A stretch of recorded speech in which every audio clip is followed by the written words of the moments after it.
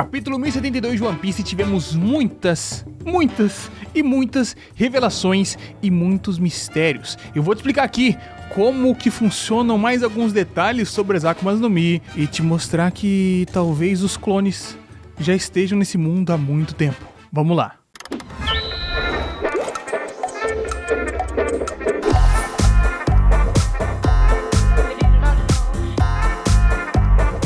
Capítulo 1072, o peso da memória. Na capa temos um grupo que é bastante importante para esse momento aqui, que é parte do Mads. Temos o Judge, o Caesar e o Queen fazendo ali armas. E o capítulo é aberto com uma afirmação muito poderosa. Ela é, com certeza, uma humana, um sucesso.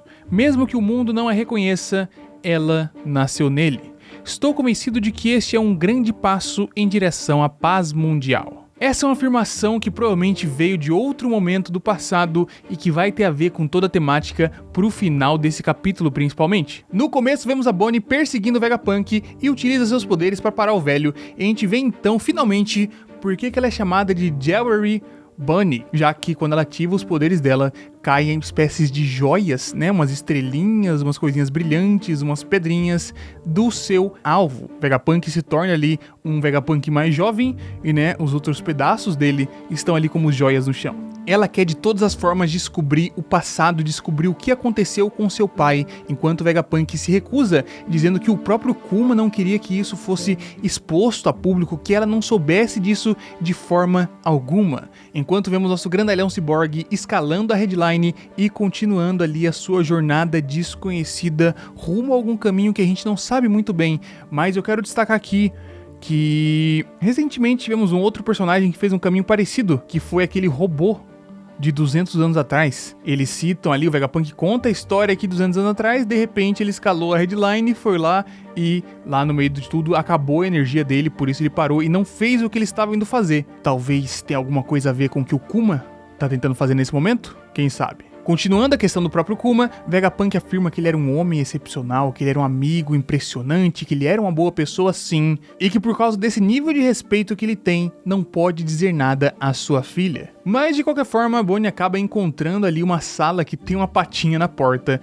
entra nela e descobre que lá temos uma patona flutuando. Então Vegapunk fala pra ela que é dor e tudo mais, mas ela sabe, ela entende como funciona os poderes do pai, e a gente vai entender um pouco melhor agora. Pensamentos. O estudioso do West Blue me disse que quando um humano morre, ele perde 21 gramas de massa. Em outras palavras, esse é o peso da alma de uma pessoa. Isso prova que a alma existe. Muito fascinante. Sua habilidade torna dor invisível em dor visível. Você transforma os nervos periféricos em ondas de rádio e os transfere, e pode usar isso nos outros. Então, que tal desenhos mentais, tipo imagens ou memórias? Isso também são sinais enviados pelos nervos. Mas quais serão suas massas? Quão grandes eles são? Então, você quer que eu envie uma memória? Você quer me envergonhar? Por favor, a ciência pode avançar mais um passo, ninguém mais irá olhar, eu prometo. Por favor, eu te imploro. Vegapunk queria testar, né, o Kuma removendo memórias.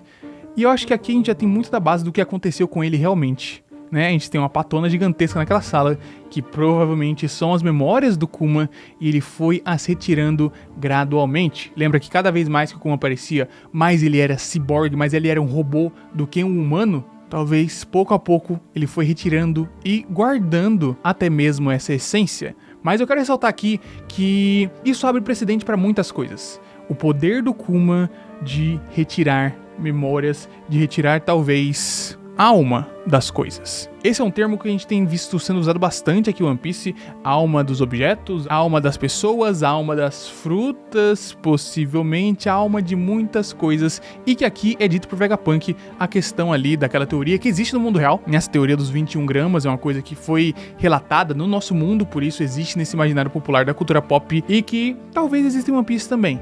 A minha grande questão é, depois que o Kuma remove as memórias, depois que o Kuma remove as dores, depois que o Kuma remove tudo, aquele corpo sobra apenas a sua alma, os seus 21 gramas. Ele consegue remover isso também? Ele consegue transformar esses 21 gramas de, seja uma pessoa, um corpo vivo, ou até mesmo uma Akuma no Mi em uma energia flutuante? Você sabe onde eu quero chegar, né? Você imagina uma situação até mesmo de troca de corpos, de clones, de qualquer outro tipo de situação aqui para você conseguir extrair a essência de um ser, por exemplo, um DNA, e colocar em outro. E a gente tem essa temática aqui nesse arco o tempo inteiro, com clones, com serafins, com muitas outras coisas semelhantes, com o próprio Kuma, que tem a sua série de outras versões dele, os pacifistas, que eram muito mais robôs do que humanos, mas que eram apenas protótipos do que estão chegando nesse momento. E além disso, eu quero deixar aqui uma possível cravada quanto a essa questão. Se o Kuma realmente conseguir remover a alma das coisas, e a gente sabe que Akumas no Mi tem uma grande presença, são importantes, são geradas pelos desejos das pessoas. Eu não consigo imaginar uma fruta dessa não possuindo uma alma. Então o Kuma consegue remover os poderes de uma Akuma no Mi, ele consegue tirar essa alma de uma Akuma no Mi e colocar, por exemplo, dentro de um objeto? Seria essa a explicação final do porquê temos alguns objetos com Akuma no Mi em One Piece? Isso foi gerado pela remoção da sua alma e inserção em uma outra coisa? Claro que a gente pode imaginar também que possa ter sido feito com os poderes do LoL nesse sentido, né? Fazer um chambros de trocar a alma de, sei lá, de um pote de ferro de um cachorro, e aí vira um cachorro pote de ferro? Talvez. Mas o Kuma pode com certeza, se a essência do poder dele for poder remover tudo, até mesmo a própria alma, esses 21 gramas, ele vai poder fazer muita coisa. De qualquer forma, não vimos ainda quais são as memórias do passado de Bartolomeu Kuma, por que exatamente que ele quis se tornar o que ele é nesse momento e quais são seus objetivos, mas sabemos que ele é um cara nobre, é um cara que sempre lutou pelo bem, por mais que o governo tenha colocado essa imagem nele de Kuma, o imperador tirano, ele queria o bem para todo mundo. Então, quais são os seus objetivos? O que ele esperava se tornando uma máquina? Enquanto isso, Chapéu de Palha estão sob ataque. O barco, o Sunny, vai ser atacado por Kaku e mais alguns integrantes da CP0, enquanto são impedidos diretamente por Zoro. Kaku tá usando sua forma despertada da Akuma no Mi de girafa, e é curioso, né, porque a gente fica, pô, será que o Kaido tem a fruta desperta? O Kaido tem, o Kaido não tem, e aí tem o Kaku, que tem. E aí, né, tem essas chamas em volta do pescoço dele, umas chamas pretas e tal. E doido. Não é lá essas coisas, o negócio dele, né? O Zoro tá ali batendo com ele de frente, sem muita dificuldade. Mas, né, é a girafa despertada. Mas no meio disso tudo, o Kaku leva um grande chupão no pescoço e você não entende muito bem o que tá acontecendo. Aí você olha nos próximos quadros e temos a Stussy sendo revelada como um integrante dos Piratas Rocks, a Miss Buckingham Stussy, clone humano. Ele é um experimento, o primeiro experimento de clonagem feito com sucesso. Stussy, feito pela Mads. E ela diz apenas que colocou o Kaku apenas para dormir, e o Lucci devia fazer a mesma coisa. Enquanto exibe a sua boca com o sangue da girafa escorrendo e asas negras no fundo. Mas são asas tal qual asas de morcego, não são asas necessariamente de lunarianos. E aqui, meus amigos, aqui as coisas mudam de figura completamente. Porque a Stussy, Miss Buckingham, é ninguém mais ninguém menos do que a mãe do filho do Barba Branca. Sabe o Weevil, aquele bicho estranho, esquisitíssimo? Tem a mãe dele, aquela véia coroca. Ela é a Baki, né? E Buckingham, Baki, e assim, as coisas mudam muito de figura. Ainda tinha visto uma capa de capítulo aparecendo todos os integrantes da Mads e tinha ali uma moça que tava pelo fundo, e a gente até comentou que poderia ser Stussy, mas aí não ia fazer tanto sentido por conta da idade, que não bateria, já que aquilo foi uns 30, 40 anos atrás, e ali a Stussy estaria nova, tal qual tá hoje em dia. Tá aqui a explicação. Ali era a Baki, que estava junto com o pessoal criando essas tecnologias pro futuro, então eles criaram esse clone perfeito, que depois cresceu, envelheceu e agora, 20, 30 anos depois, chegamos aqui com a Stussy, que está assim, possivelmente infiltrada, possivelmente uma aliada do Vegapunk, mas eu acho que essa parte a gente não quer saber. A gente quer saber do ponto de que ela é um clone perfeito. Primeiro, ela é o único clone da história. E aí vem na cabeça as possibilidades, as hipóteses que rolam há muito tempo, as teorias de que o Zoro é um clone, as teorias de que agora tem várias teorias, né? de que a Kuina pode ser um clone, né? No caso, a Tashigi seria um clone da Kuina, que morreu ali, mas né, tinha muito potencial, e aí pegaram o DNA dela, fizeram um clone, de que o Zoro é um clone do nosso lendário samurai de Wano, por isso eles são muito parecidos e não tem nenhuma relação direta, sendo que tecnicamente são a mesma pessoa. As teorias bizarras do Luffy sendo um clone do Roger e tudo mais, por aí a gente vai. Só que tem uma aqui que eu acho bastante coesa pra essa história, que é o próprio filho do Barba Branca. O Evil, ele apareceu com pouco destaque na história ainda, a gente vê que ele é extremamente forte mesmo, né? O novo Shichibukai, ou o antigo Shichibukai, já que não tem mais Shichibukai, mas ele é esquisito. Você olha pra ele, você sabe que ele é esquisito. Todo meio zoado visualmente, todo meio zoado das ideias também.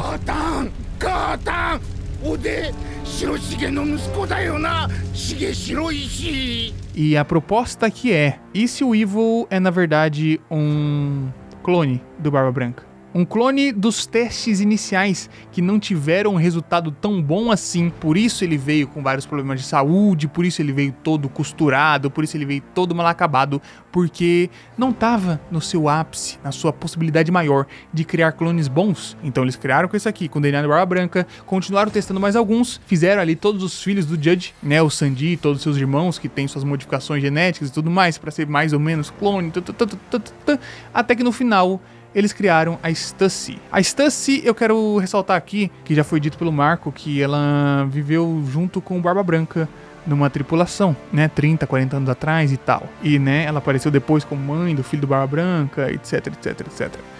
Então, assim, se você for realmente pensar que a Baki era uma cientista nessa época, ela pode ter simplesmente pego o DNA do Barba Branca, porque era um cara muito forte, e criou o Evil, e assim, depois que criou, né, o Evil, que por mais que possivelmente seja um experimento falho, é um filho pra ela. Então ela continuou criando o moleque e falou que o pai era o Barba Branca, porque tecnicamente o pai é o Barba Branca, né, geneticamente não é necessariamente o pai, mas né, é um clone. E estamos aqui nesse momento, com o clone do Barba Branca andando por aí, com o clone da Baki perfeito andando por aí, com clones dos Shichibukais, sendo assim os Serafins, que tem umas, né, suas próprias variações de poderes e de personalidade, mas estão por aí. A grande questão é, eles são os únicos? Eu, do fundo do coração, eu espero que sim, mas eu não duvido de mais nada. Tenho bastante medo quanto a isso, na verdade, mas quero saber de vocês. Vocês acham que existem mais clones